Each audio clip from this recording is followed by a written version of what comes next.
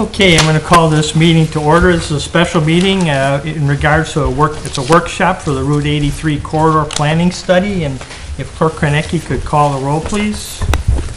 Yes, Trustee Salella. Here. Trustee Kazone. Here. Trustee Murphy. Here. Trustee Patrick. Here. Trustee Tucker. Here. Trustee Wagner. Here. President Wolfus. Here. Okay, then we have the presentation. You want to introduce yourself, or Patrick will introduce you? Go ahead. And who else you have here with you? Absolutely. Thank you, Mr. President. My name is Michael Blue. I'm a principal consultant with Tesca Associates. I'm here with Aaron Sigliana, also from Tesca, and Carol Brobeck, also from Tesca. And we're here tonight. Thank you for your time. We know that time is limited. We wanted to talk to you about a project that has been going on for a little while now, but is still just completing its early phases. It's the Route 83 corridor plan. Tonight what we want to do is give you a little bit of an overview of the project. You've heard about it. There's some materials in your packet. We're going to talk about the existing condition study, which we completed not too long ago. We want to talk about the big picture of the goals, and then we want to talk specifically about what are some of the objectives that you all, as the village board, have for the Villa Park part of the process. So without further ado, if there's no other questions, I'd be glad to just jump right in. Go right ahead. So the purpose of the project, this is technically an update to DuPage County's land use plan. DuPage County is the lead agency on this, but they're doing it through the Chicago Metropolitan Agency for Planning, through CMAP's LTA, Local Technical Assistance Program. So this is technically an update to their land use plan. So what that means is that map that's down in front of you on the right there shows the full corridor. It's a mile either side of Route 83 from Devon to St. Charles Road. And those areas that are white are not yet incorporated. Those are the ones for which, as you know, DuPage County has responsibility. They're looking to determine what the land use plan should be for those long-term, with the intent of doing it in a way that is consistent with the goals of the other community, with the communities on the corridor. So we're going to consider throughout the course of this project annexation. We're going to consider potential for development. We're going to look at transportation enhancements. I should say that along with us, there are some other firms that are part of the team that I'll get to in a minute, help explain what we're doing. So there are 5 communities that are involved. You can see them here, all up and down 83 in the corridor that we described. CMAP, again, the funding agency, and DuPage, the lead agency, and we're working with the DuPage County planning staff. From our end, Tesca is a land use planning firm, land use and design. As we mentioned, we did the plan. Was it 10 years ago? 10 years already. And so we deal with primarily land use. We're joined in this project by BDI, Business Districts, Inc. They look at the market, the real estate market. Fish Transportation Group and Gwalt Hamilton look at the transportation aspects.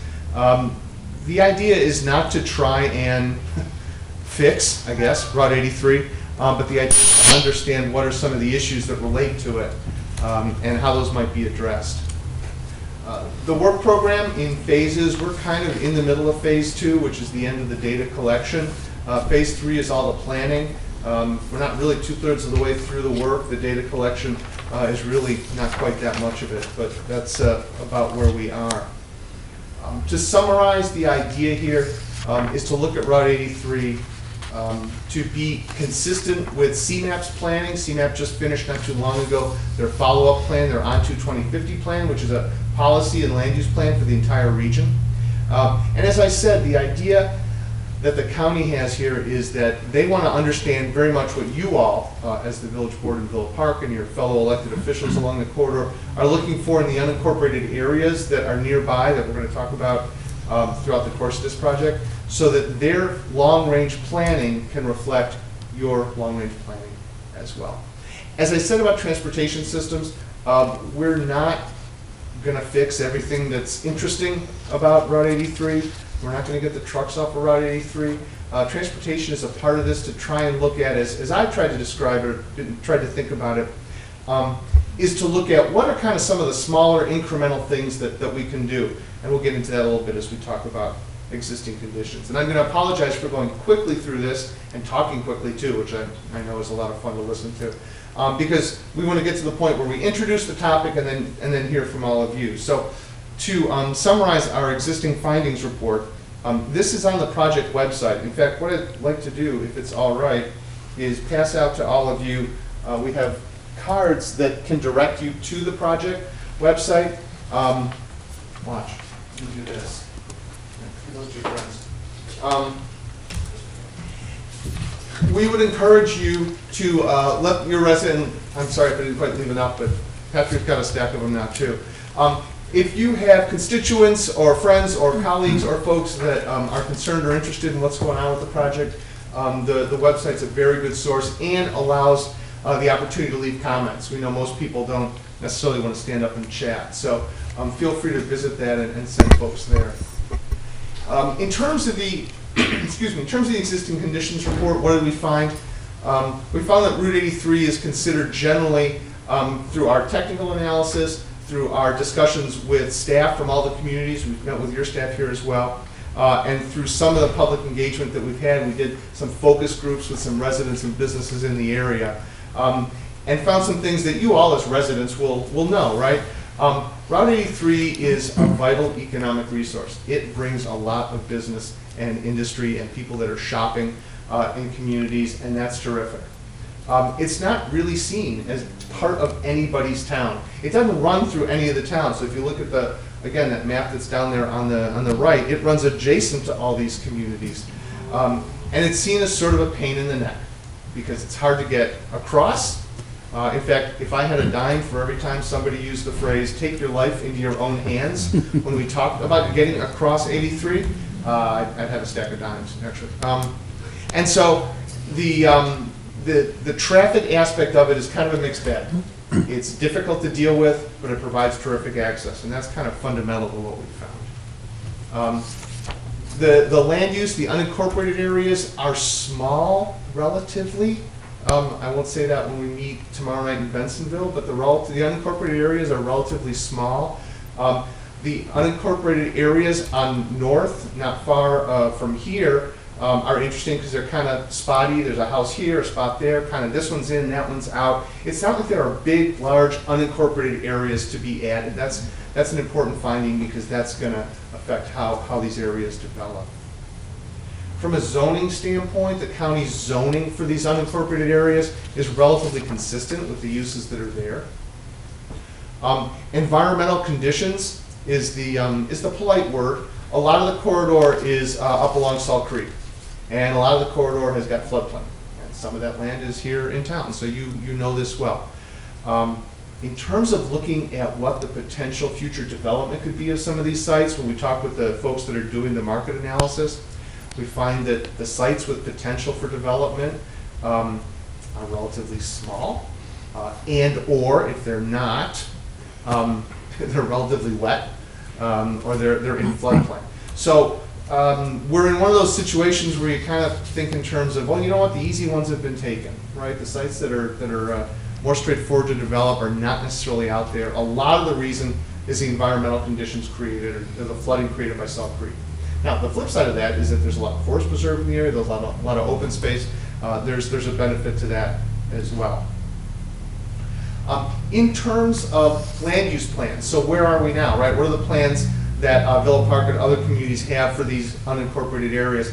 It's generally consistent with the county. There are not a lot of examples where the county says, oh, this needs to be industry, and one of the municipalities' plans says this needs to be single-family residential. So there's not a lot of headbutting that way. So in terms of this goal of being consistent, we're not too far off. Real estate markets. The hottest part of the real estate market in this area, and more towards the northern part of the corridor, is really about industry and logistics. Right? It's about transportation and trucking and warehousing, and Amazon fulfillment centers and those sorts of things are really the hottest part of the real estate market. There are opportunities for commercial development, mostly north and Lake Avenue or Lake Street and North Avenue in the study area here. Again, this is something you know. North Avenue, we understand, has been busy for you. In terms of residential, is there potential for there to be new residential developments?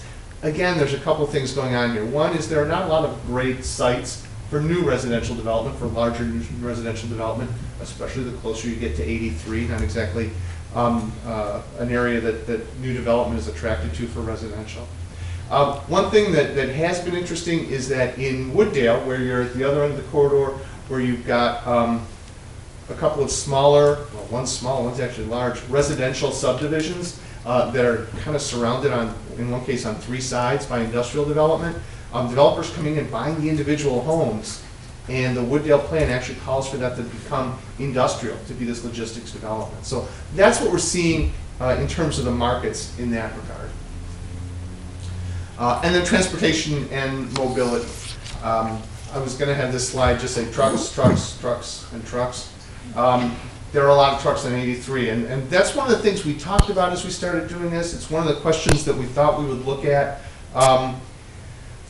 You know, it's a major function of 83, and the transportation folks we work with, they do a lot of work in the region. Nobody really sees this changing, so that's a reality that we have to deal with. Some of the feedback that we've gotten already on the website talks about access, the ability to get on 83, talks about the noise, talks about maybe the potential for sound walls, and some of those other kinds of issues. So there are people looking to mitigate, if you will, the issues that are created here. There are bike paths north and south along 83, but again, there's that whole life in your own hands kind of thing to try and get across. I don't know how many of these larger issues we can get to. We're not the first people to take a look at Route 83.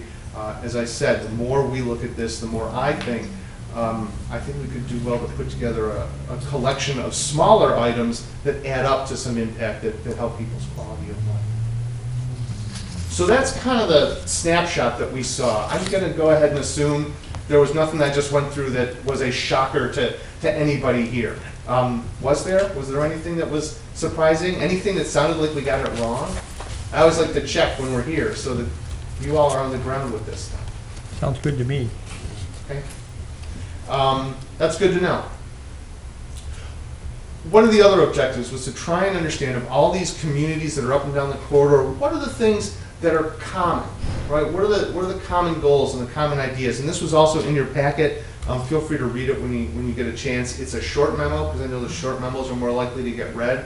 And if you have any ideas or any thoughts about it, feel free to comment on the website. Ask Patrick. You can get in touch with us directly. You can get in touch with me directly. But big picture, the goals that came out of the discussion were these. And we ran these by a steering committee. Should have mentioned early on, the project has a steering committee which has one representative of each of the communities. They're sort of our keel. They keep us going down the right path. And so we shared this as a draft and got the sense that we were going in the right direction. But the one that's on here is to talk about how to add a sense of place, which is kind of contrary to everything I just said. So we thought that would be an interesting one to shoot for. Building on these opportunities for economic development, I think is something that all the communities can share and certainly makes sense. Safe travel is an obvious one.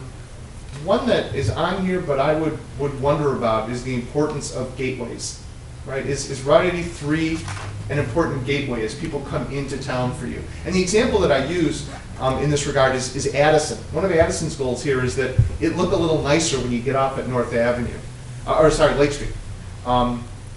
Addison would tell you that at the other end of Lake Street at 355, there's a nice new development. It looks nice. It's a pleasant presentation of their community. When you get off 83, not so much. So the gateway is important to them, and we'd like to hear if it's of interest to others as well. Environmental resources, protecting environmental resources, residential quality of life. Again, some of those comments about transportation and sound walls and such were significant. And the other, which is sort of a byproduct of all this, is coordination and communication between the agencies, mostly the county. Some of the towns have had issues of code enforcement. One of the reasons that it's worth annexing properties that are unincorporated right now is, especially where there's in, out, where it's kind of mixed, is if one of your residents has got a concern about a neighboring property from a code enforcement standpoint, if it's unincorporated, if it's in the county, you're very limited in what you can do to deal with it. The county's going to try and deal with it, but the village has limited concern, limited opportunity. And so these things kind of drill down to the next level. In the interest of time, I'm not going to spend a lot of discussion here, but with that as just the briefest introduction, do want to hear from you all on these topics, on these ideas as they may relate. And we're mostly, despite the fact that I've been standing here talking for 15 minutes, we're mostly here to hear from you on these ideas. And we're going to take notes. Aaron and Carol are going to take notes and kind of draw a picture of what we're doing. But given what I've described of the corridor and our planning, given what you know from your understanding of living here, hearing from your constituents about what's going on, what are your needs? What are your goals? What are your concerns and thoughts as relate to these kind of topics? Economic development, transportation, perhaps code enforcement's an issue here, so on and so forth. Go ahead. The thing that I've heard from residents living along Riverside is, you mentioned the sound wall. Yeah. I think they would like to see a sound wall. And then another issue, I know you've heard this many times, is for pedestrians to cross North Avenue and to cross, at St. Charles Road, because it's just, if you're an older person, it's going to be difficult to cross. So I don't know how we would, obviously we want traffic to flow well, but something to provide maybe easier access for pedestrians and bicyclists to cross. And then the other thing that kind of, which I consider an eyesore, is K5 asphalt on the west side of Route 83. I believe that's unincorporated property. Yep. They very rarely do you see a truck coming out of that area. And of course, we see the backside, literally the ugly backside of K5. There are mountains of asphalt. So I would like to see maybe a better usage for that property. I know it's along the creek, but it's kind of ugly, and I could think of maybe we could find somehow the county could find a better place for that asphalt plant to go. Go ahead. Nick? I think, one of the big hot spots or hot topics right now is a gas station that's maybe going in at 83 in St. Charles. Have you guys had much talk about that? Have you talked to any of the municipalities about that? Nope, not yet. Okay. So if you want to fill me in a little bit, that would be great. Well, there's two commercial properties. There's two restaurants that are now out of business on the corner, the northwest corner of 83 and St. Charles. Okay. It's in Elmhurst, so Villa Park really doesn't have much say in what's going on there. But the current plan for development is to put a huge gas station in their retail store. I forget how many pumps. There are going to be like 20 pumps, I think, 20 islands there. So it's a real large development for a gas station. And the concern is obviously there's the traffic. And if anybody comes into that station and wants to go east onto St. Charles, it's almost impossible to do that most of the times of the day. So it's at least, and a lot of the people in the residential area, they are real concerned about that. And I don't know so much Elmhurst because their residential is farther east, but there's actually Pick subdivision, which is part of Elmhurst, is right there to the west, and the creek is there, and there's environmental concerns about that too. Okay. Thanks. What's the appropriate use for that corner is Yeah. the question, We don't think a gas station is it. You're correct, yeah, especially a gas station that large. Trustee Cielo? Pardon me? I think there was a news item that the developer walked away from that Oh, development. good. Okay. Almost voted it down too. Is it in Elmhurst? It's Elmhurst, It's yes. Elmhurst, yeah. Trustee So Cielo? our focus is going to primarily be the unincorporated areas in terms of how the county might deal with those kinds of issues. Oh, But it's good to understand the concerns generally about development, so thank you for sharing. Excuse me for sharing that. Dave? You mentioned the life and death east-west crossing of 83.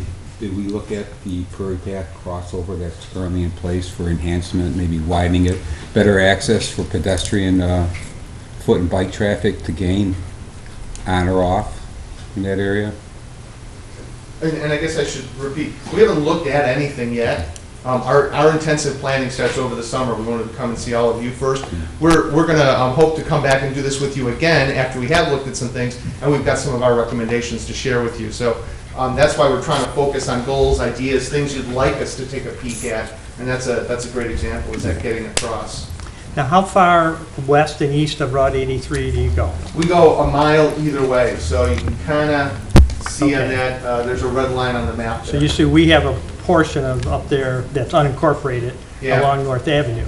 So that's one area that we'd be interested in some development in that area. Either, what was it, about just before the recession, we had somebody that was interested in buying that whole section. Yeah. And, but then the recession hit and they backed out.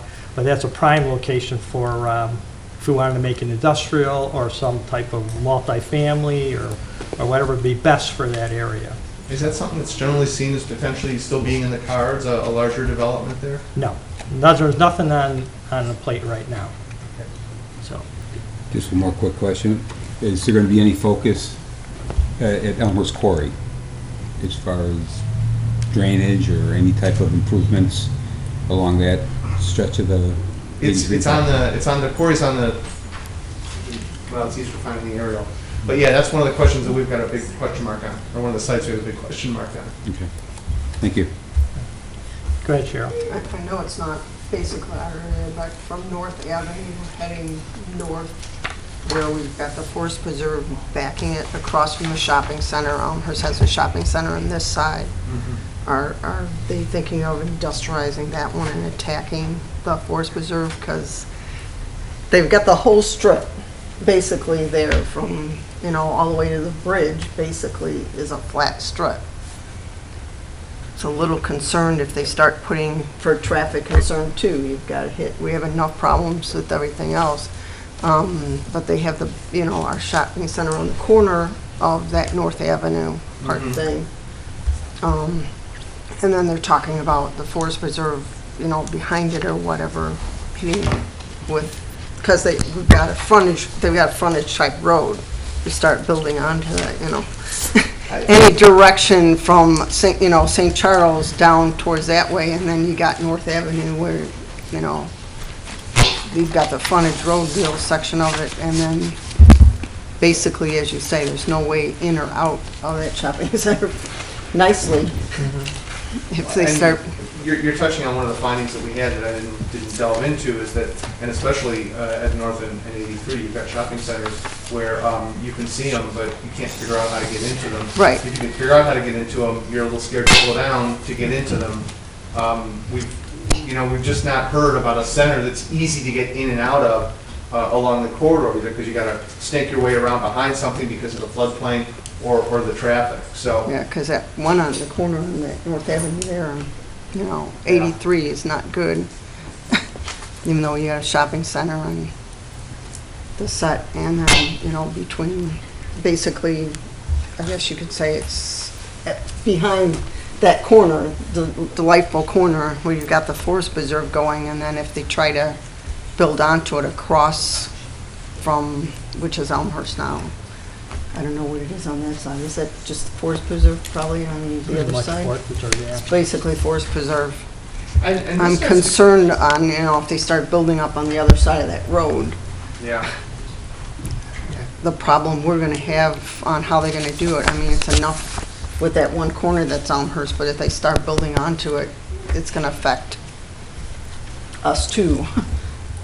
Okay. Anybody else? Any other input? No? Actually, if I could hop in here just for a moment. An opportunity that we have here right now with this study, because the focus is really more on unincorporated properties, there really are two areas that are within the study area that would be affected by what the study is looking at. And that's the area east and west of Villa Avenue, just south of North Avenue. And basically, they're both unincorporated residential subdivisions that our comprehensive master plan shows for non-residential development. So I think right now is a perfect opportunity for us to provide input on what we believe we want that area to develop as.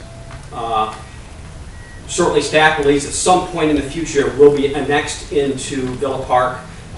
And, you know, do we still stand by what the comprehensive plan says? Or is there a new thinking right now as to, is it a good time to change that? So I know Mike would certainly appreciate the input on those two particular areas and whether or not we still stand by our 2009 comprehensive plan.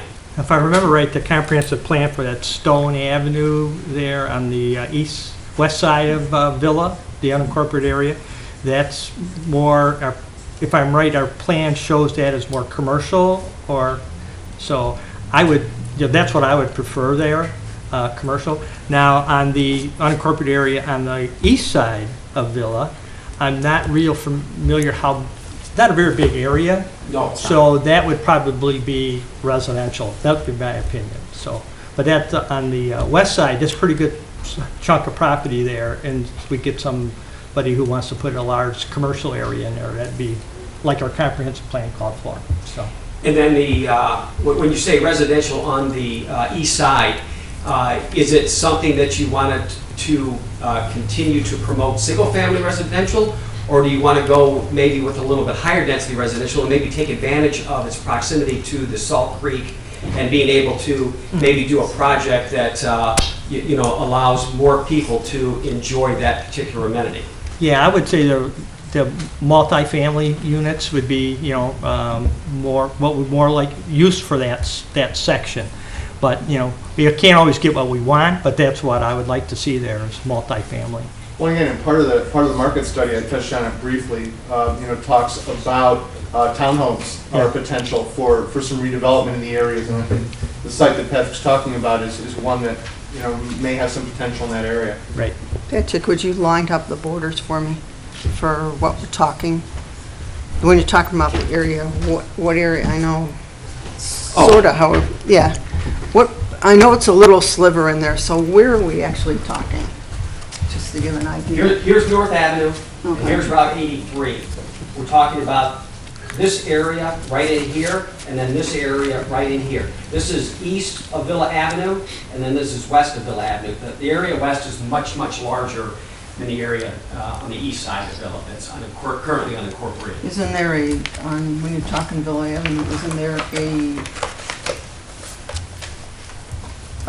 strip mall in there? You're not speaking of where the strip mall is, where you're talking south of it, right?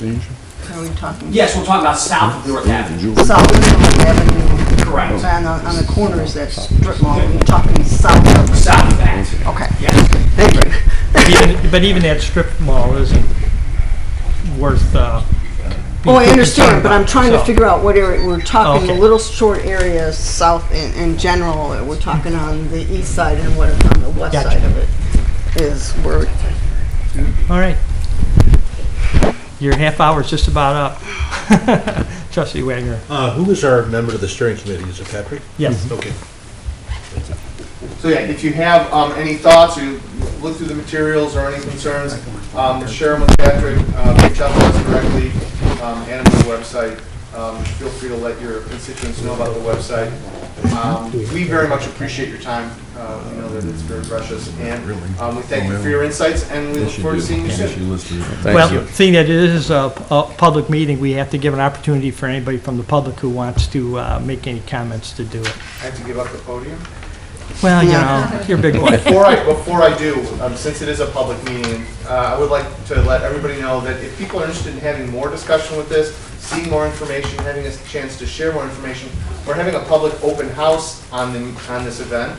We had one last week in Elmhurst. There'll be one Thursday night in Bensonville at their village hall from 6 to 8. So I'm glad to give up the microphone as long as everybody knows we had that meeting. Sure. We look forward to seeing anybody there, and thank you. Well, if not, you know, we encourage you to go to the meeting in Bensonville, and you have an opportunity to tune in there. So, seeing everybody, and thank you very much for the presentation. Thank you for your time. And with that, we'll adjourn.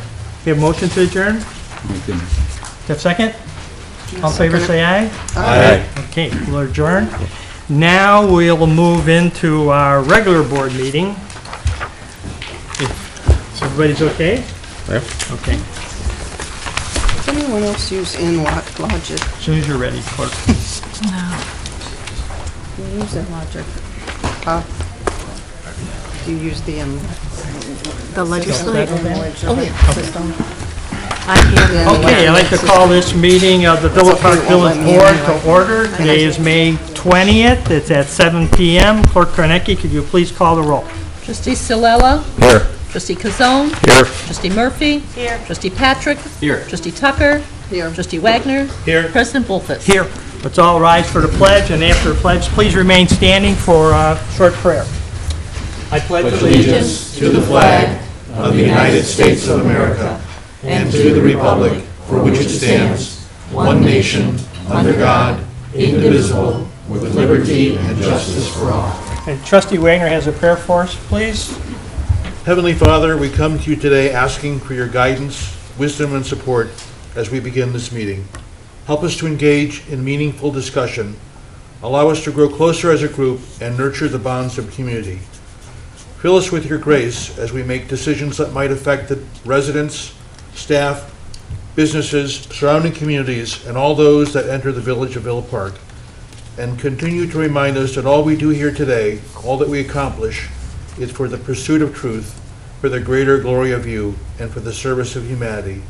We ask these things in your name. Amen. Chief, could you turn the light on, please? So we're taking off number 9, right? Yes. Please. All right, the next item on our agenda is public comment on agenda items. That would be any comments on anything on the agenda from items 5 through 9. We are going to be removing 9A. So any other thing that's on the agenda, if anybody has any comments on an agenda item, which would include the chickens. So, nobody have any comments? Okay, Jack, please state your name, And please. sign in. I'm Jack Kozar. I'll sign in right here. Yes. Jack Kozar, obviously resident. So I'm just here to support the pilot program, for the chicken pilot program. I think it's a great idea. I think it shows how progressive our town is. There's a lot of other towns that do it. I mean,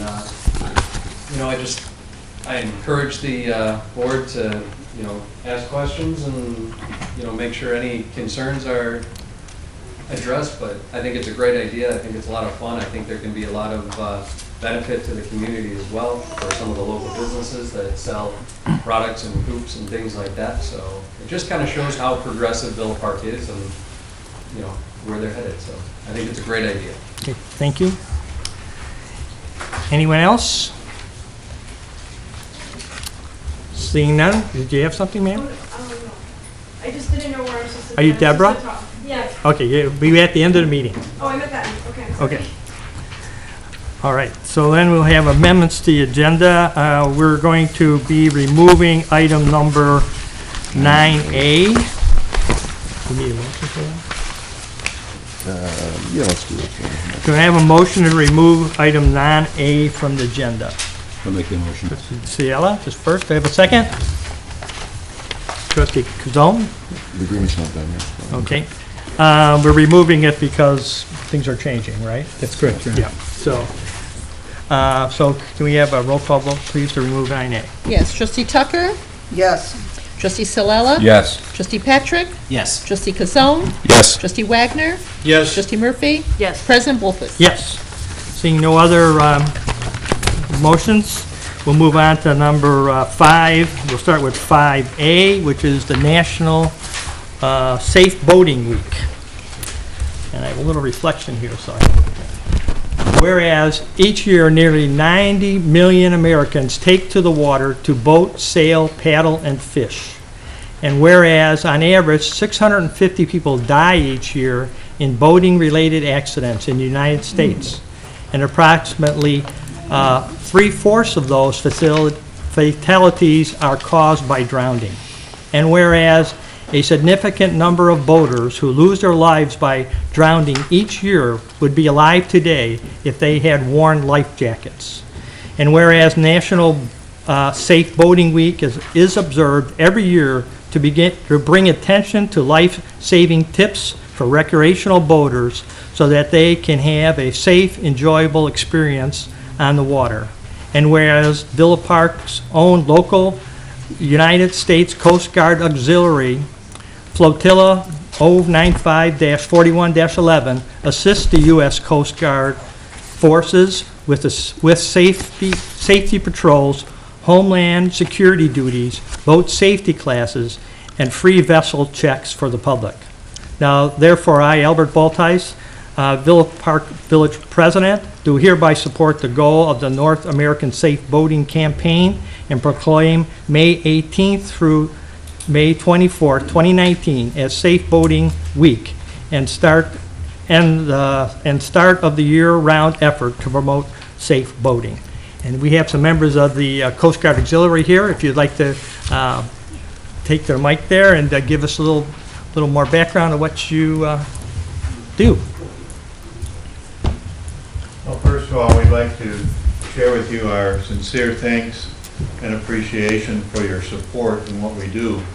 Most of the time, there's a handful of us on a boat all by ourselves in the middle of the night looking for a troubled boater. And sometimes it's a little quiet and a little lonely. It's nice to know that there's support of people like yourself behind us. It makes us feel much more at home and more comfortable in doing what you're doing. The step that you take is appreciated more than you'll ever know. To have that silent hand every time that we lean over the side of the vessel to help a distressed boater and bring them on board it's as if you were there with us, putting your hand down with us. And everybody's saying, that away, guys, you saved another one. So with that in mind, I'd only like to say thank you for all of my shipmates and flotilla members for your support and hopefully continued support in the future years. And I would ask one thing of you. We're getting to the point where we have more work than we have people. And yes, you have to be 17 years or older to join, but most of us are well beyond that age. I'm going to be turning 70 in a couple weeks, and I just got my 30-year certificate for service. So if you're interested in helping us out or know anyone, I would really appreciate it if you could forward that information to our flotilla, because that assistance will make us that much more effective and save that many more lives, help that many more troubled boaters. But thank you sincerely. Do you have, if somebody's interested, a email address they could send, you'd like to put out there? We can Or website? We can give you a phone number of one of our officers to call, and since we meet the second Thursday of each month at Calvary United Methodist Church, they're welcome to come and attend one of our meetings just like this and get a feel for what we're about. And some people asked me last year, well, I'm kind of scared of being on the water. I'm not a boater. Well, we still need people to do marine dealer visits, vessel exams. We need radio watch standards, hazmat patrols. There are so many different facets of safety that we're talking about. So if you're interested in something, even if you can only give, 5 hours a week or something, I mean, all that is less burden that it keeps putting on all those that are already there and spreads out the load. And again, it would be very, very much appreciated.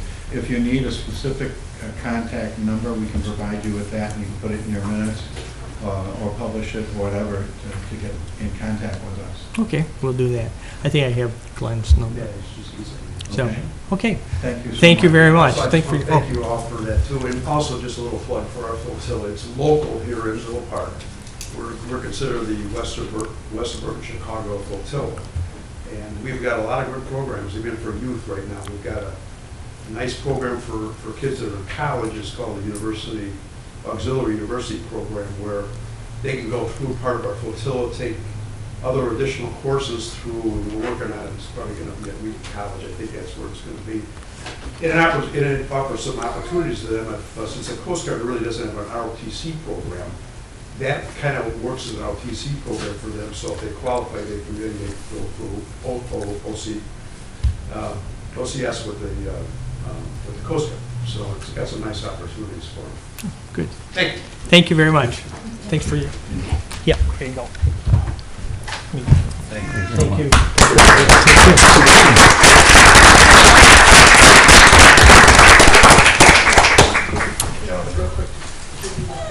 Okay, the next item, we have a presentation on, a proclamation on the National Public Works Week.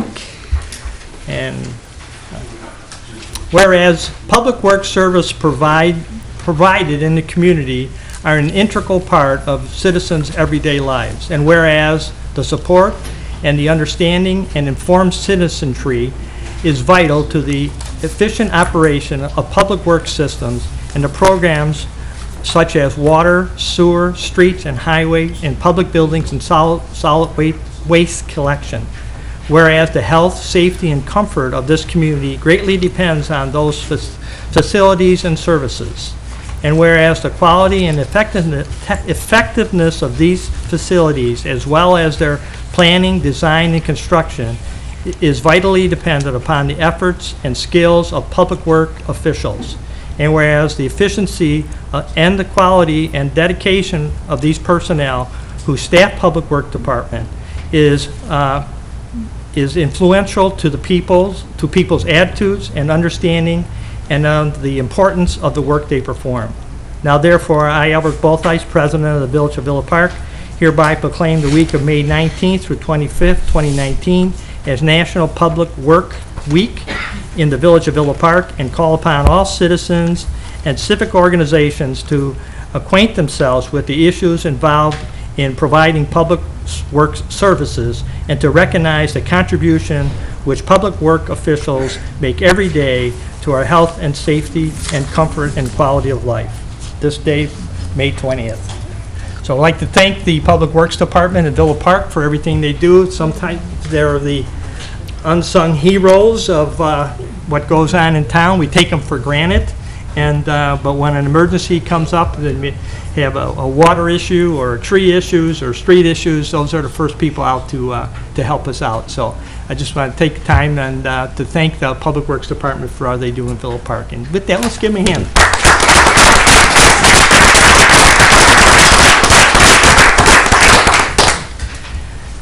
Thank you. And next we have a presentation of the Junior Women's Club Scholarship Awards for this year. And I don't know who they are, so, okay. All right, good evening. Thank you for this wonderful opportunity. My name is Bailey McMurray. I'm the president of the Villa Park Junior Women's Club. Our annual scholarship program recognizes 2 female Villa Park High School seniors who have demonstrated commitment and passion through community service, leadership, academic excellence, and exemplifies the club's mission in making a difference and leaving a lasting positive and inspirational impact. It is with great pleasure on behalf of the Villa Park Junior Women's Club to announce this year's scholarship recipients, Cassidy Paul and Jane Husky, both of the class of 2019, now official as of yesterday, from Willowbrook High School. Please let me take a moment to recognize these 2 bright and spirited young women from our community. Cassidy Paul has been involved in a variety of service activities, from her local church youth group, volunteering her time for local events such as Vacation Bible Camp, and has also served as junior swim team coach, just to name a few. She has shared that one of her greatest qualities is compassion, which stems from experiences in and outside of the classroom. Her most impactful and memorable service activity was a mission trip to Rattlesnake Ridge, Kentucky, where she and her fellow volunteers co-ran a kids camp and provided care items to those in the community. As she quoted, "Teachers go above and beyond what most people would do to help others." Cassidy plans to follow in the footsteps of both her parents, who are also teachers, to become a teacher herself and attend Eastern Michigan University to study English and psychology. Jane Husky has also been involved in a variety of service activities, from serving as co-founder and leader of the Willowbrook Student Safety and Communications Board, mentoring, promoter of a local food co-op, and organizer and fellow volunteer of Relay for Life, again, just to name a few. Jane is dedicated to using her energy and focus to create positive change with many impactful and inspiring experiences, from mentoring women every Friday at Ladies' Lunch, participating in Best Buddies, and organizing and leading causes such as Relay for Life that have united our school as one community. As Jane is quoted, "I cannot keep passion to myself. I feel it is necessary to tap into my creativity and curiosity to inform and influence the public in order to provoke change and acceptance."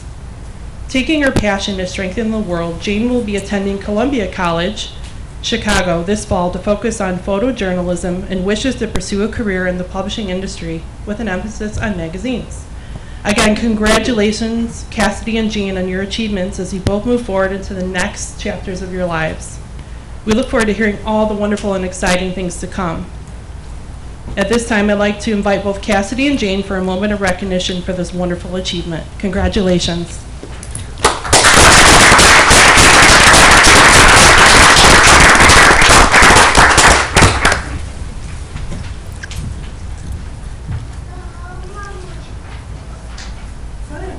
Come on up. Yeah, come on up. Who's going to be the photojournalist? Not too late to take your name.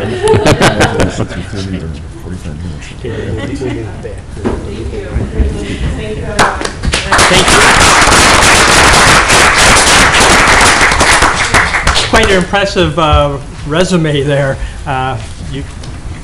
You girls did a nice job, and wish you all the luck in college. So, thank you to the Junior Women's Club for recognizing them too.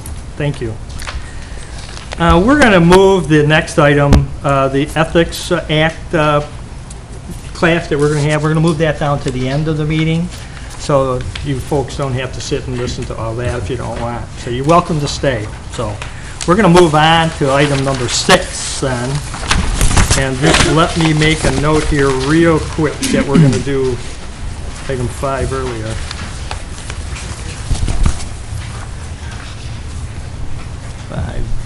Okay. All right, item 6 is a consent agenda, which is a bill listing for the week of May 6th and May 20th in the total amount of $2,271,117.89.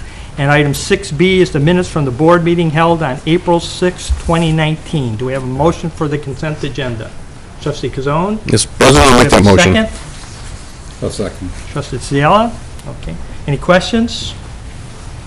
Not, roll call vote, please. Okay, Trustee Wagner, Yes. Trustee Tucker, Yes. Trustee Patrick. Yes. Trustee Murphy. Yes. Trustee Kazone. Yes. Trustee Ciela. Yes. President Bolfus. Yes. Okay, we'll move on to number 7A, which is the first reading of an ordinance of the Village of Villa Park, DuPage County, Illinois, increasing the age for sale and possession of tobacco and alternative nicotine products. Manager Keener. Thank you, Your Honor.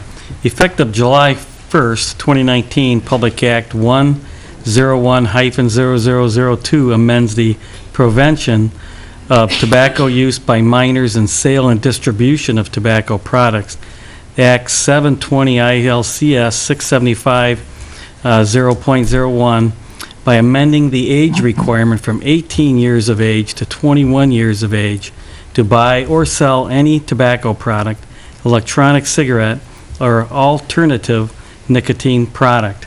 In order to be compliant with state law, it is recommended that the Village Municipal Code be amended to reflect the new age requirement in Section 16-112, restrictions and regulations regarding tobacco and drug paraphernalia, spit that out, effective July 1st, 2019. Thank you, Your Honor. Beautiful.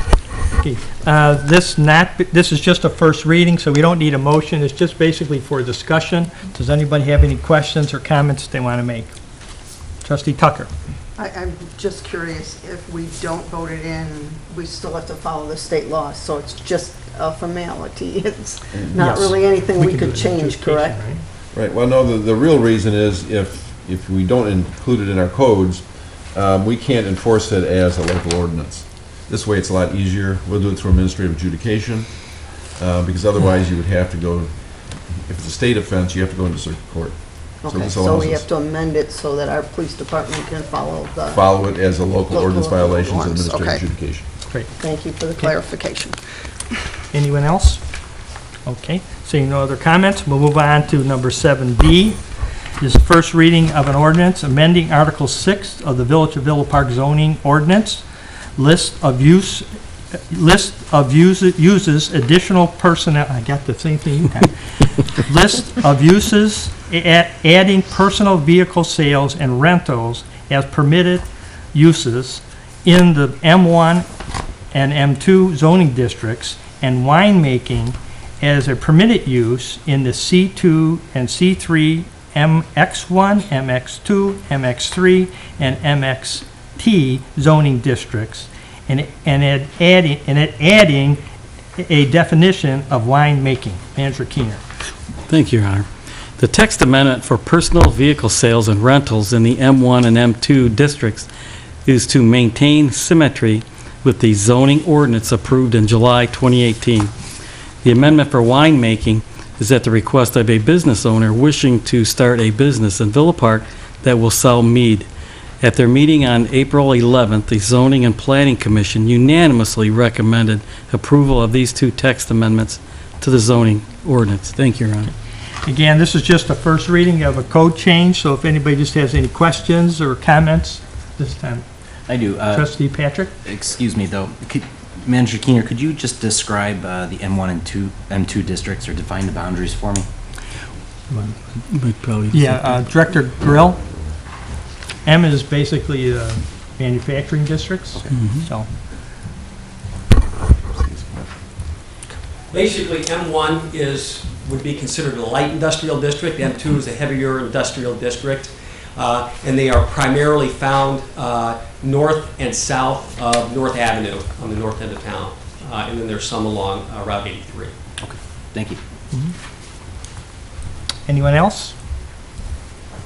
Okay, seeing none, we'll move on to item 7C. This is first reading, was a first reading of an ordinance of the Village of Villa Park, DuPage County, Illinois, amending water rates. Manager Keener. Thank you, Your Honor. The City of Chicago and the DuPage Water Commission have increased water rates effective May 1st, 2019. As we have done in the past, this ordinance will increase the water rate that the village charges its customers by 4 cents per 1,000 gallons to cover the increase. If approved, this new rate will be implemented on bills mailed out at the end of June, due on or about July 20th, 2019. Thank you, Your Honor. Again, this is a code change, so it'll be the first reading. If anybody have any questions or comments, Trustee Wagner. So just to, my clarification, we're just passing through the increase directly from DuPage Water Commission. Yes, that's correct. This is Okay. the pass-through. Right, okay, that's all I had, thank you. Anyone else? Okay, seeing no other questions, we'll move on to 7D. This is the first reading of an ordinance of the Village of Villa Park, DuPage County, Illinois, increasing the number of Class EEE restaurants, unrestricted liquor license. Manager Keener. Thank you, Your Honor. The businesses at 117 West St. Charles Road is changing from Jimmy Street Tacos to Rosie's. The owner of K3 Wine Bar, Inc., which will do business as Rosie's, has successfully completed the background check. This ordinance will replace a Class EEE restaurant unrestricted liquor license that will be eliminated upon the closing or sale of Jimmy Street Tacos. There will continue to be 61 total liquor licenses. Thank you, Your Honor. Again, this is a first reading and an ordinance, a code change. Just give you new trustees a little background.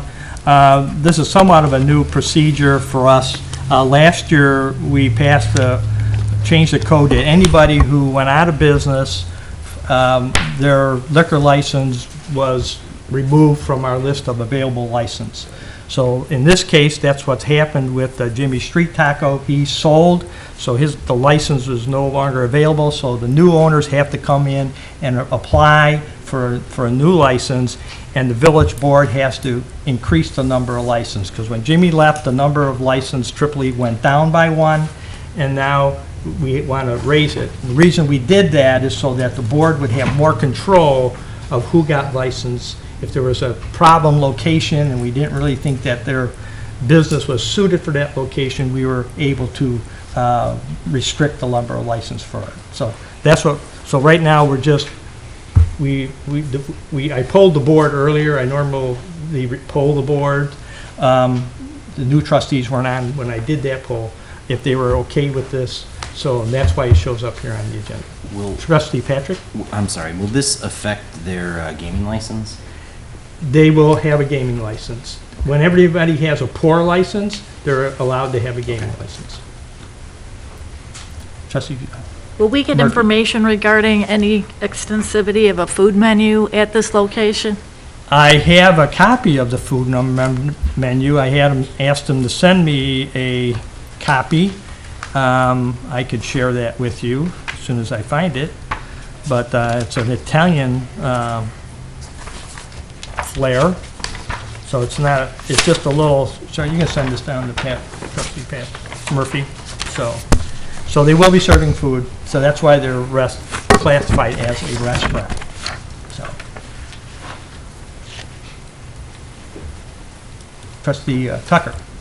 This license gives them a full bar, correct? Pardon me? This license will give them a full bar instead of just wine and beer? Yeah, it's a bar, but it being a restaurant, it's sale at a table. Correct. So there's It no- would be a full no bar, bar. though. Yes. They can serve all hard liquor Mhm. at this location. Yeah, it's a full bar. And this automatically transfers for us if we vote, it transfers over to them, or do they? It's have not a to- transfer, it's a new license. Okay, so they would have to apply for this license. They already have. So they're applying for it, and if we vote it, that They'll means they be get issued it because They will be they're ready issued to it. go. Okay. Yes. Any other questions? Okay, so I Trustee apologize Pat. again. Do they plan on maintaining or continuing to use their gaming license? Yes. So that will be a continued gaming location then? Yes. Okay. it's a gaming location now too, with Jimmy's. Yeah. So. Yes. But they have, the gaming license that was there for Jimmy's is gone, and then they Mhm. have to apply for under their own name, correct? Yes. And they have to show that they have a liquor license too, so that's why all this has to work together with the state, so. Okay, so these items on item 7 will be on our next board meeting agenda, so for second reading. So I have Yes. one more question. So if we vote yes on the liquor license, do we still have the opportunity to vote no on the gaming? No, we do not. So once we vote yes on the liquor, they get the gaming too? Yes. The state law, that's what they stipulate, correct? Right, and Mhm. some towns do separate the two, but I think we still have them combined, so that. Yeah, we don't when you- have When you gaming obtain your license. liquor license, you obtain the authority to go to the state to get your gaming license. Thank you. Okay. All right, seeing no other questions, we'll move down to item 8A. And this is an ordinance of the Village of Villa Park, DuPage County, Illinois, establishing a 2-year pilot program allowing the keeping of chickens within the village. Manager Keener. Thank you, Your Honor.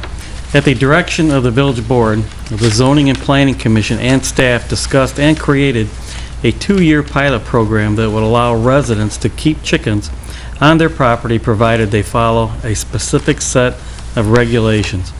The Zoning and Planning Commission unanimously recommended approval of a 2-year pilot program for the keeping of chickens within the Village of Villa Park. Thank you, Your Honor. Do we have a motion for the ordinance? President Volfus, I'd like to make that motion. Trustee Wayner, Trustee Patrick? I'll second. Thank you. Any questions or comments from the board? Trustee Kazal. A couple of comments. One of the things is in the ordinance says that there has to be a minimum of 2 chickens. Is there a reason for that? Not being a... Maybe Director Patrick from Community Development, probably so they have company. Sir, you need to give those to me. Yeah, you have to go to her.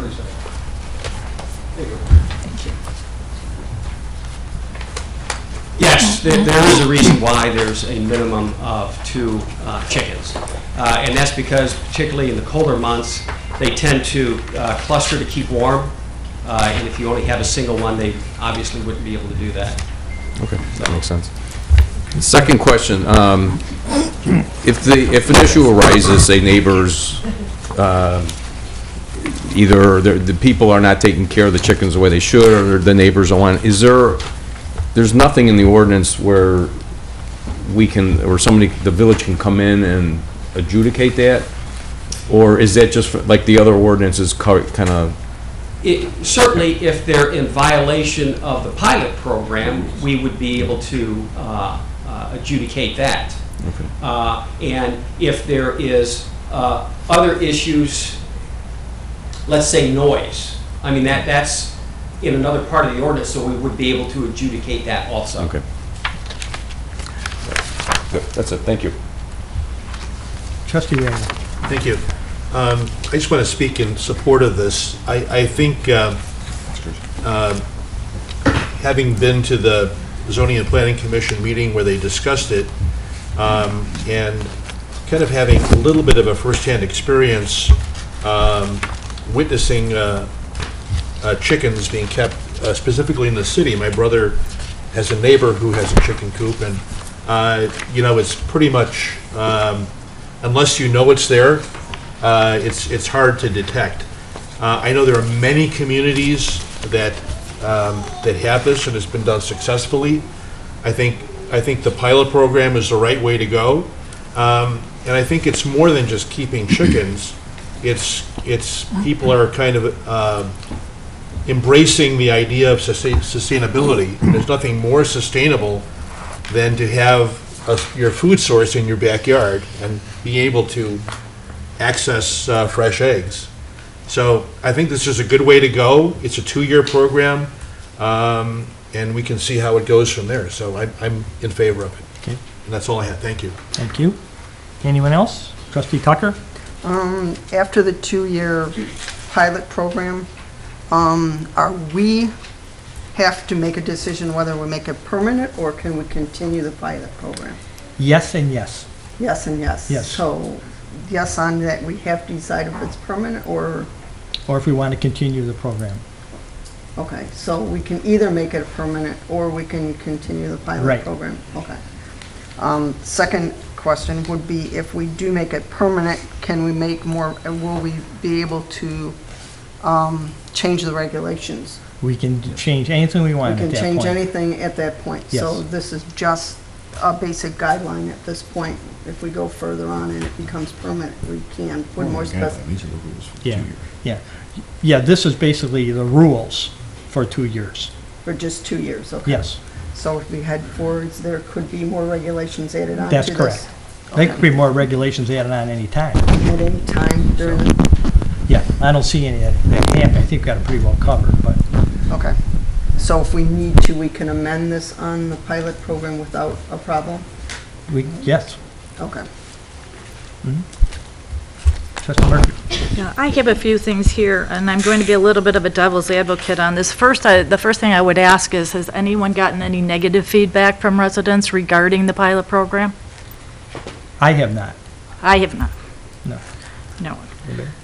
Okay, the only thought process I had, and I'm not adverse to this from any point of perspective, is I would anticipate if you were to bring in chickens, it would have the possible feasibility of bringing in additional coyotes, which I don't have a problem with the coyotes either, but that could be a concern to residents who have small dogs or outdoor pets. I'm sure that that will play itself out, and we'll see if no one has spoken to any other towns to see what their issues might be. Also, very forward-thinking would be if in 2 years we decide to not implement a permanent program, what then happens to all these chickens that are part of our pilot program? They'd have to leave. Fly away? They have to leave.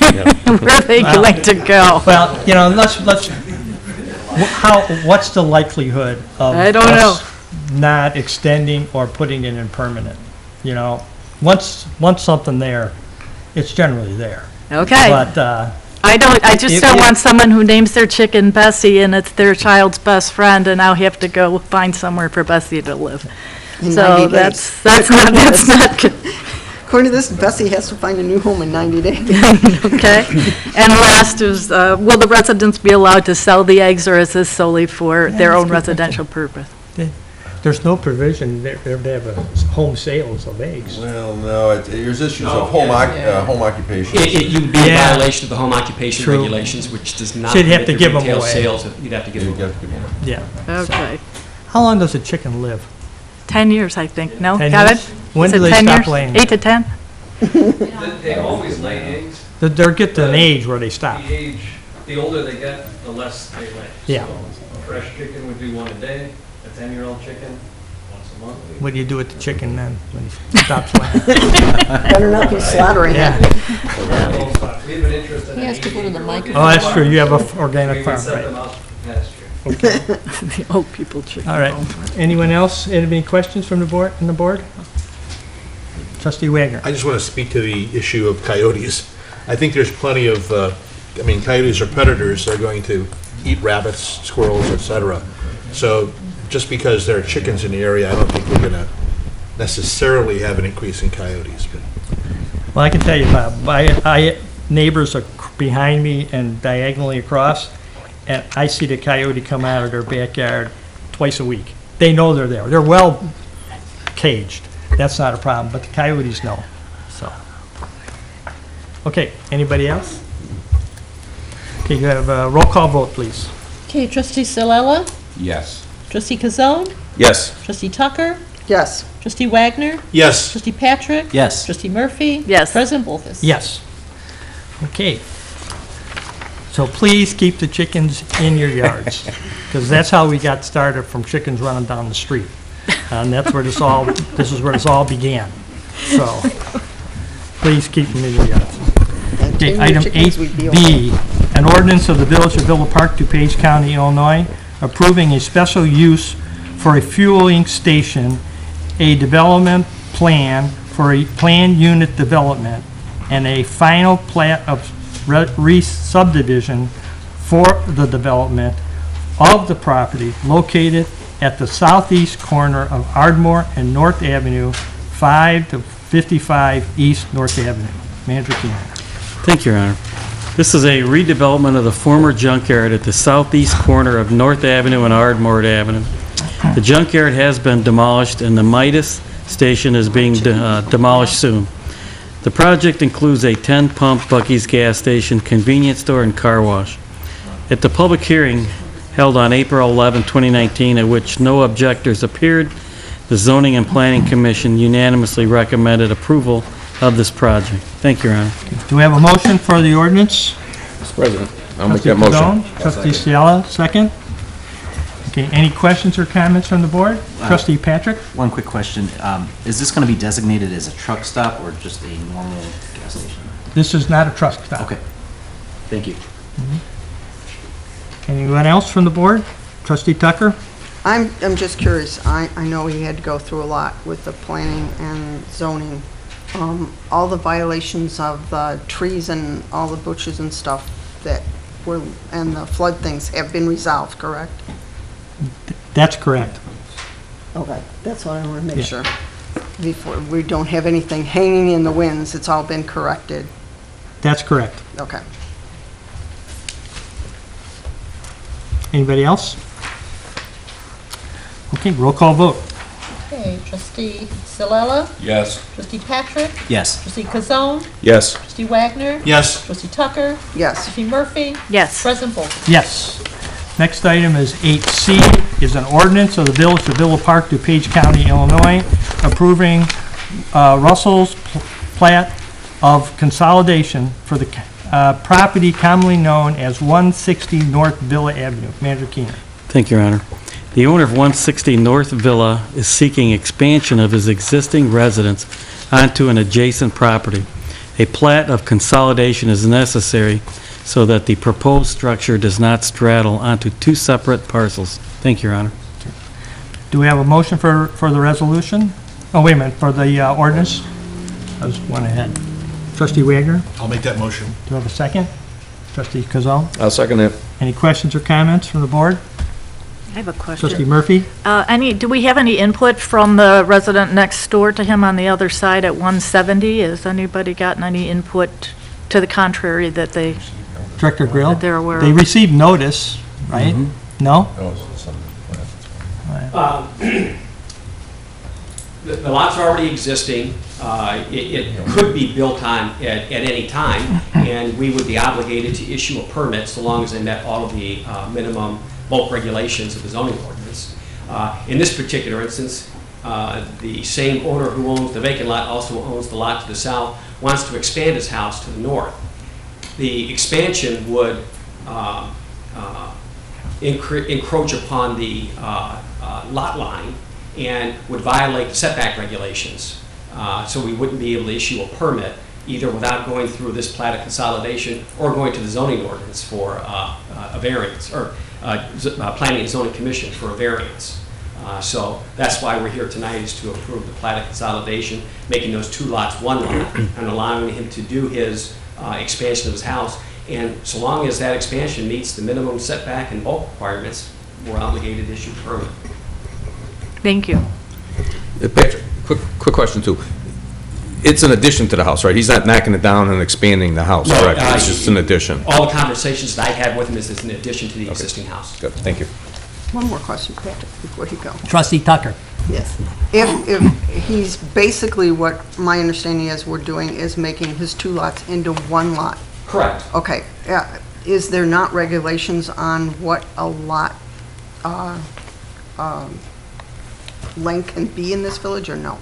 We don't have maximums. We don't have a maximum? We do have minimums, but we don't have maximums. Okay, so- Certainly, the lot that would be created when these two are together far exceed the minimums that are required in that zoning district. Okay. The minimum garden is okay, but we do not have any maximum how far the borders or of a lot can be, correct? Okay. Anyone else? Seeing none, roll call vote. Trustee Salella? Yes.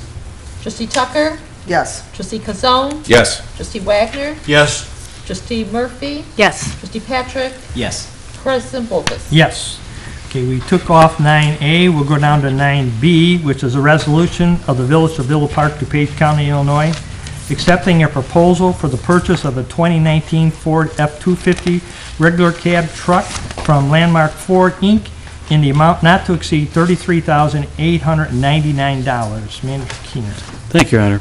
Existing vehicle number 252, which is a 2002 Ford F-150, is scheduled for replacement in the village's calendar year 2019 budget.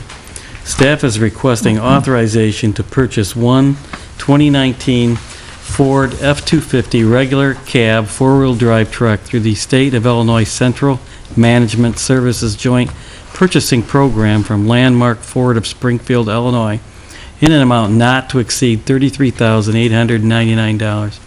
Funding would be taken from Equipment Replacement Fund account number 6550202401, and existing vehicle number 252 would be sold at auction. Thank you, Your Honor. Okay, thank you. Do you have a motion for a resolution? Trustee Wagner? I'd like to make that motion. Do we have a second? Trustee Kazone? I'll second. Any questions or comments from the board? Trustee Tucker? Yes, I'd like to know why the ignition switch wasn't replaced earlier on this truck, if it's such in bad shape. Director Gola?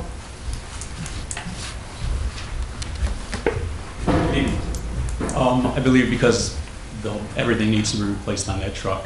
There's a big giant oil leak, it's rusting out, there's holes in the floorboards, so. And the oil leak, what extent of it? I mean, being a 2002 truck, it's going to have oil leaks. Well, according What to. extent are we talking of an oil leak? The fleet foreman Creary, the engine has large oil loss and oil consumption. Okay, because I didn't see any reports on, the only thing I saw replaced was a battery on that truck. No, and it has holes, and we've been trying to get our staff new equipment each year. For several years, they've been driving equipment with holes in the floorboards. They've been, we've had old street signs bolted to the floor so they can drive. So this is just our continuing effort to upgrade their equipment.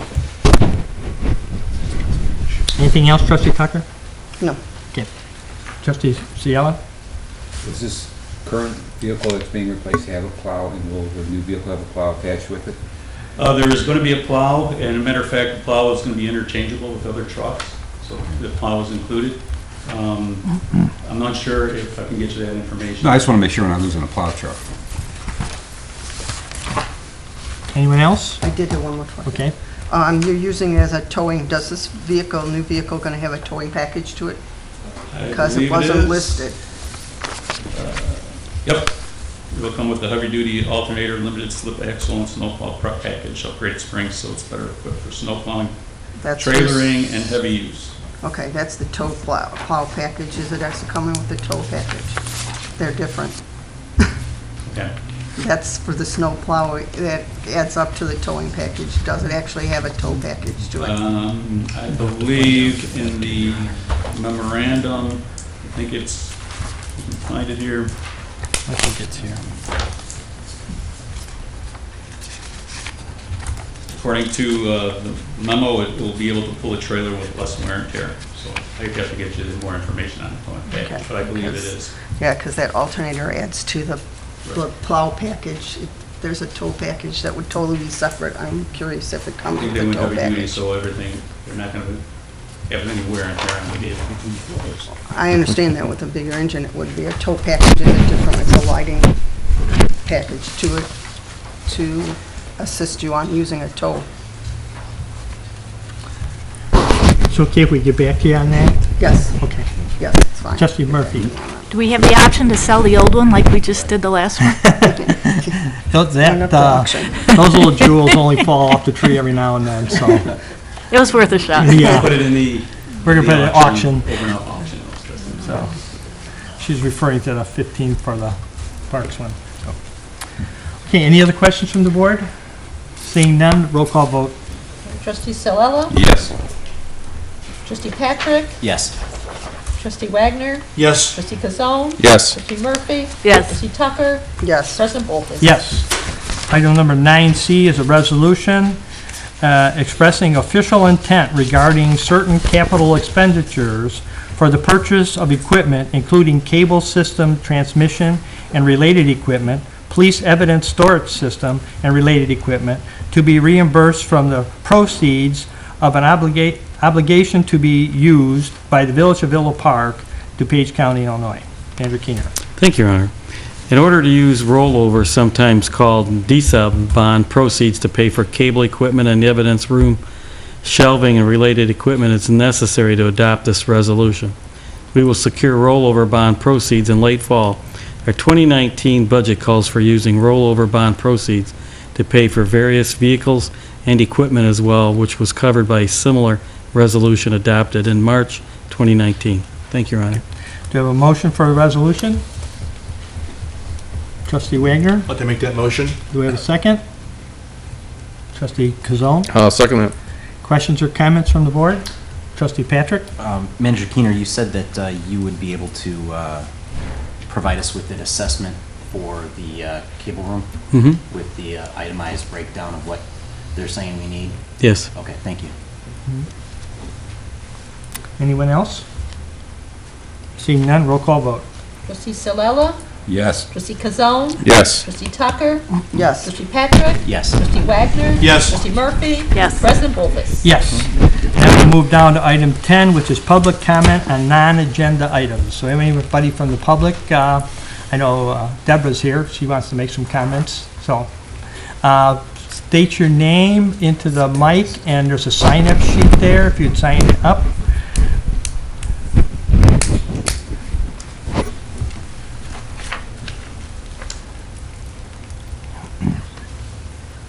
My home address? No. Or the business? Just give us the business address.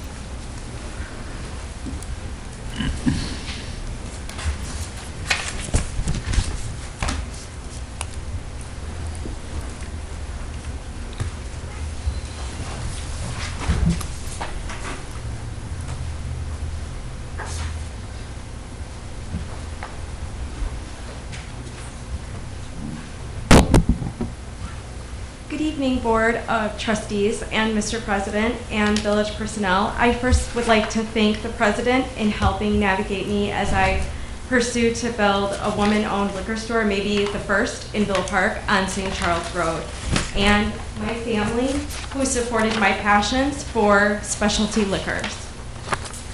I come before the board to have my liquor license reinstated, as I have had significant delays with the banks and financing to secure my construction loan.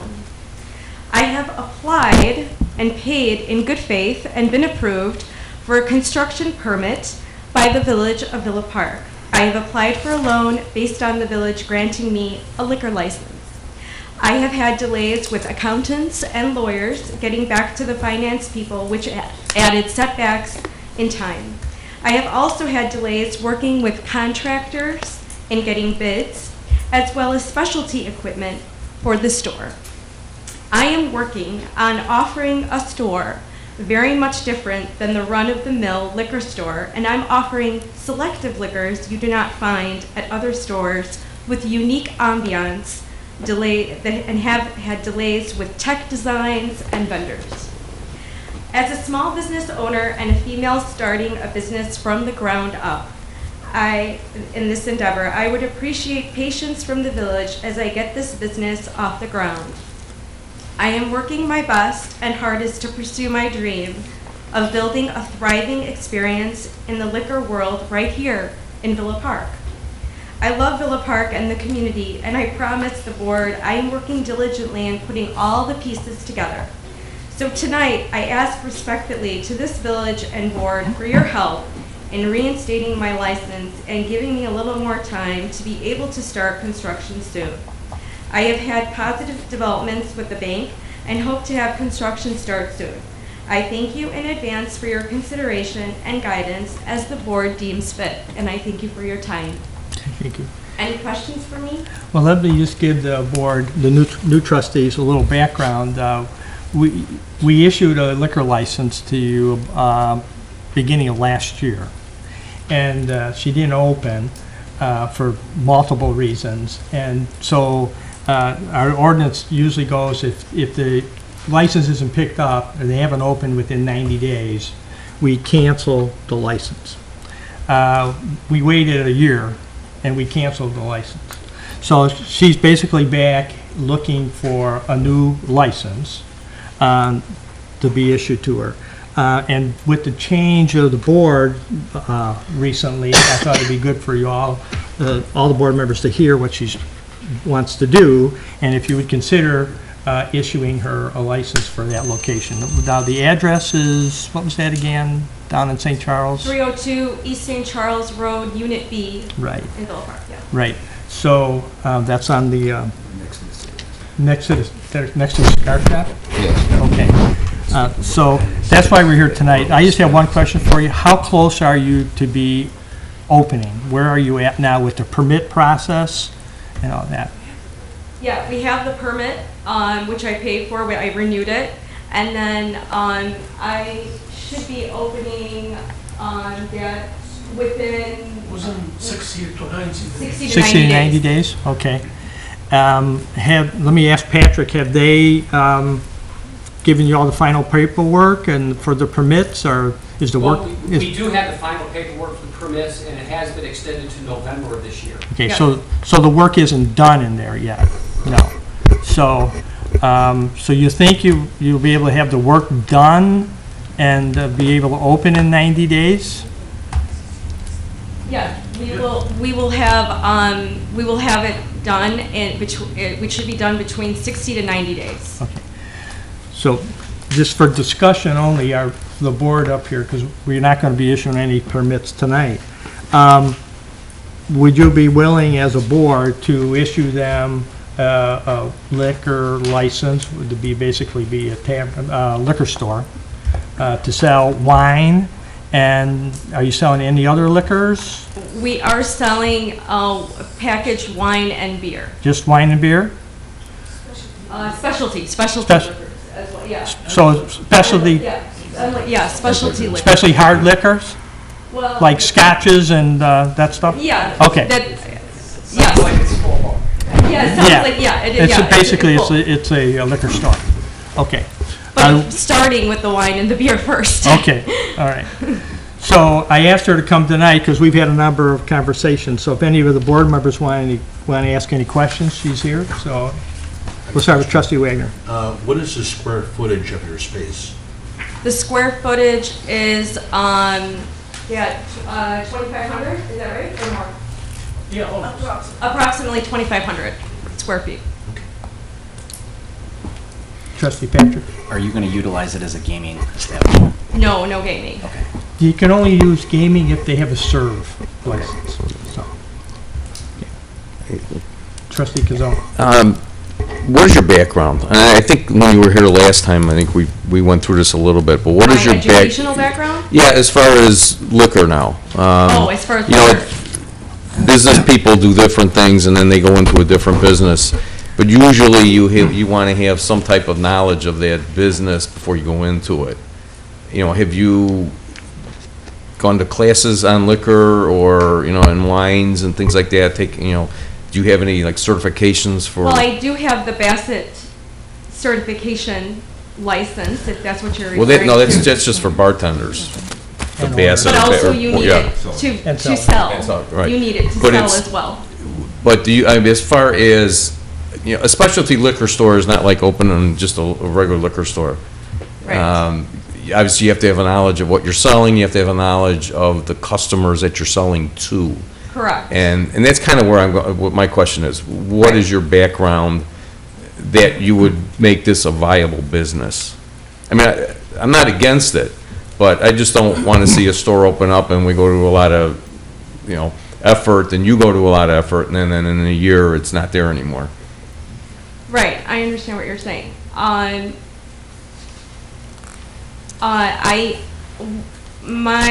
background is I appreciate the hospitality and the grape, and giving people the gift of wine,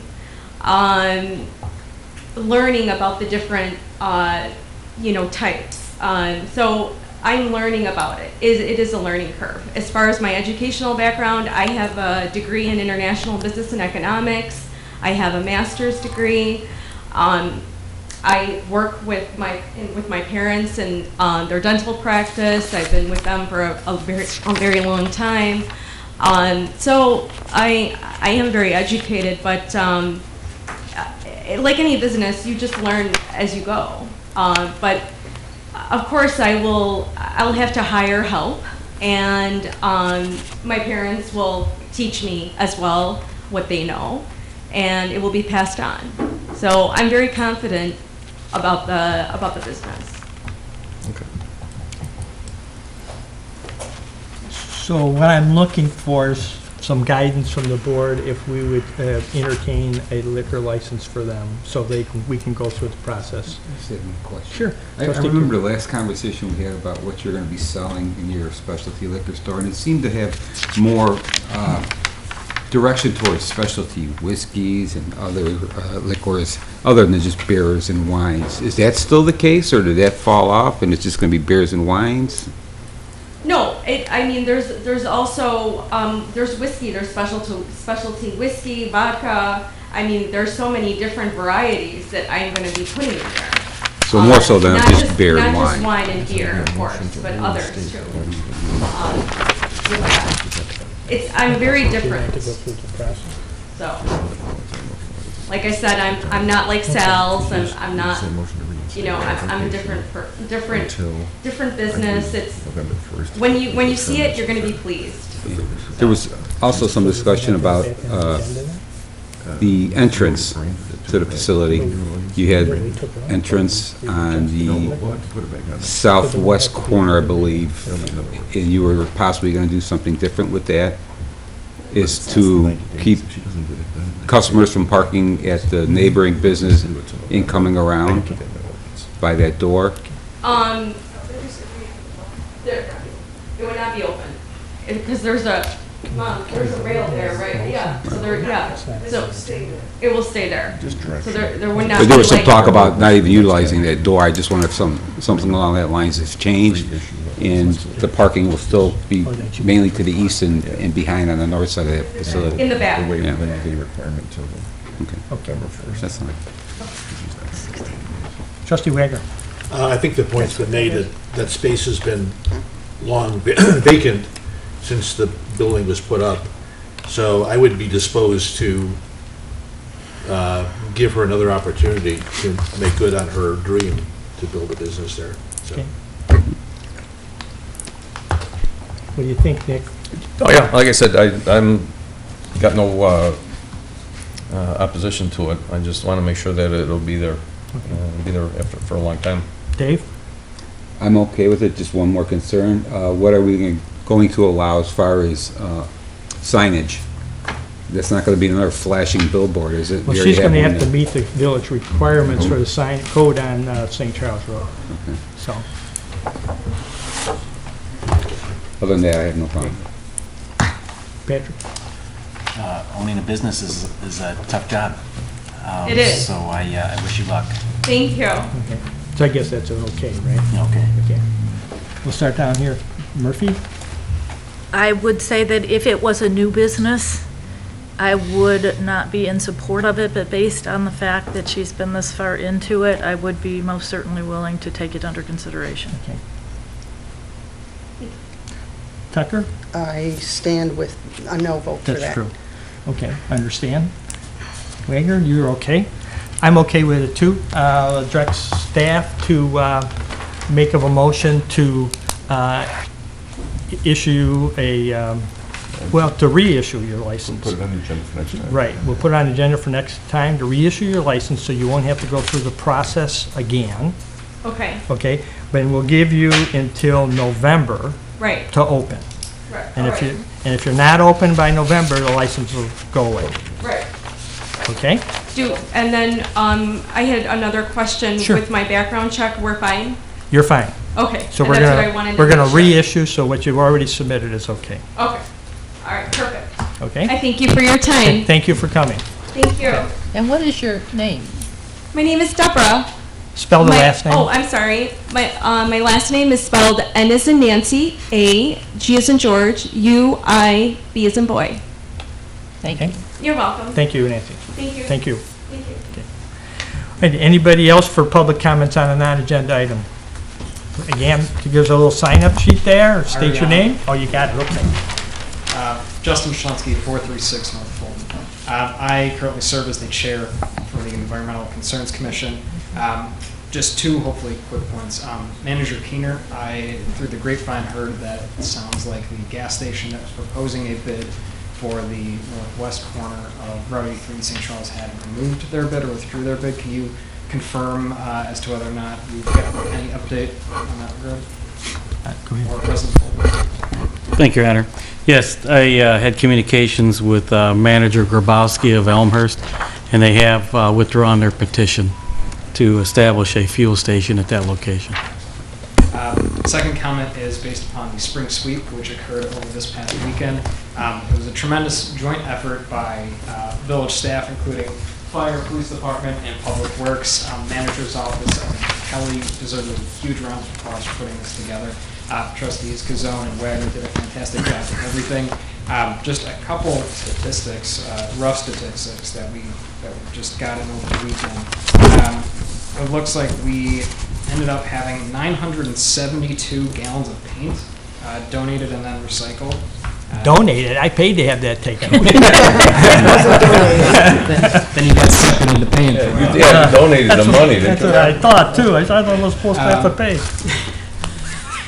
Want a refund. 4.7 tons of shredded paper, which I can't even fathom what that looks like without actually being in front of the actual containers for it. And then 27 gallons of electronics, which is roughly double of what we receive for the monthly electronic recycling, along with 1.5 gallons of medical equipment. So this was a tremendous success. Clearly a sign where it shows that teamwork truly makes the dream work. So I think the village itself deserves a huge round of applause, especially fire, PD, and public works for coming together and making this possible. So I think we all deserve a huge round of applause for having the village work so well together. So Let's give everybody. The Pride Commission deserve a huge round of applause as well for partnering and making this work. So thank you all. Thank you. All right. So that takes, anyone else from the public have any comments or on a non-agenda item? Okay. We're going to move in now to item that we moved down to item 5D, which is the ethic handbook. Debbie, we're going to be here for another half hour before we're done. So I can talk to you on the phone, Deborah. if you need any questions. So I don't want to have to sit here and listen to the rest of this. So, okay. So we'll move on to number 5, which is, I lost my place. Well, basically, it's Yeah, it's the Illinois Government Ethics Act. in the Illinois Government Ethic Act and best practices. And Attorney Binninger has put together a little packet for us, and we're going to go through it. It'll only be a couple hours. Oh, okay. But I did want to go through it. What I usually like to do is every couple of years review some of these ethics statutes. There's been changes, there's been amendments, there's hot topics, a couple of court cases I want to talk about, the most recent issues regarding the use of the internet and Facebook, and a recent federal case that we're going to talk about. But there was, I think it was in their packet, a ethics handbook. It's just things I put together. It's just a summary of all the different statutes that we have. There's basically 3 principal statutes. The prohibited interest in contracts, that municipal elected officials can't have interest in contracts that come before the board, of course. There's the prohibited political activities requirement. Yes? What packet? Yeah, I didn't get anything. It looks like this. It should have been on your attachment in your gov, right? I don't know. I didn't. It's not mine. I sent it to the village last week, but Does it- if you didn't get it, Did we'll not get it to you. Yeah. I'm going to just go through it, just talk about the highlights. But it's important to have that. There's both the ethics handbook, and I also have the kind of the top 10 rules. Yeah, this little packet? Yeah, the tips for the newly elected This officials. is very good. This is very Yeah, good. that's from the IML. It's got some, it's just real short statements about things that make meetings run better and how we can, do better as elected officials. But if you haven't got it, check your inbox. But the ethics handbook, something I put together, it's about 20-some pages. It's got cites both to the state statutes and to our local code. And it covers the big 3 that I talked about, the gift ban, political activities, and contracts. But it's got a lot of other little issues in there that come up that we can talk about. If there's Jim? questions. Why don't we take a break? Okay. We'll take a break. We'll run out some copies for everybody, so we know what we're talking about, okay? Because if you follow along, it's a little easier to follow along in the handbook. Yep.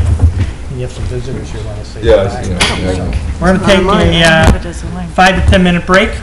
So up to the control room. We'll be back in 5 to 10 minutes. Yeah, please hold.